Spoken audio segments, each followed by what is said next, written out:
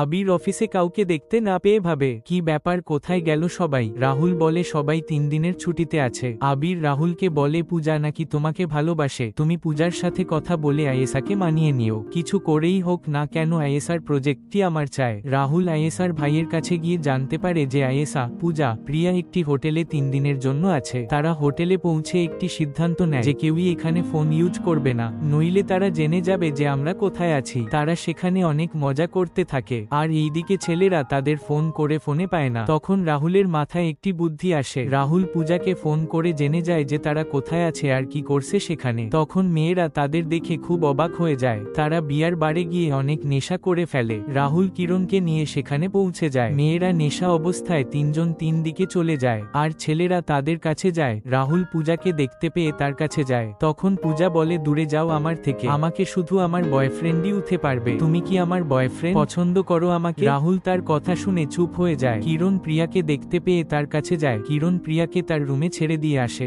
তখন প্রিয়া ভুলবশত কিরণকে কিস করে ফেলে, আর কিরণও প্রিয়াকে কিস করে বসে। আয়েশাকে দেখে আবির তার কাছে যায়, আর আবির আয়েশাকে তার কাঁধে নিয়ে হাঁটতে থাকে। আবির আয়েশাকে খুশি করতে এইদিক ওদিক নিয়ে যেতে থাকে। তখন আয়েশা আবিরকে বলে, তুমি ভালো ছেলে না, তুমি অনেক স্বার্থপর, তুমি শুধু নিজের কথায় ভাবো। তখন আবির আয়েশার কাছে ক্ষমা চেয়ে বলে, আমি কখনো ভাবতে পারিনি আমার কথাগুলো তোমাকে এতটা কষ্ট দেবে, কিন্তু সত্যি এটাই যে আমি তোমাকে কখনো কম ভাবিনি। আমি জানি তুমি ছবি আঁকতে ভালোবাসো আর তোমার স্বপ্ন অ্যানিমেশন গেমস তৈরি করা, কিন্তু তা সত্ত্বেও তুমি জেডএমজি ছেড়ে অন্য কোনো কোম্পানিতে যাওনি। আয়েশা, তুমি অনেক ভালো, প্লিজ এবারের মতো আমাকে ক্ষমা করে দাও।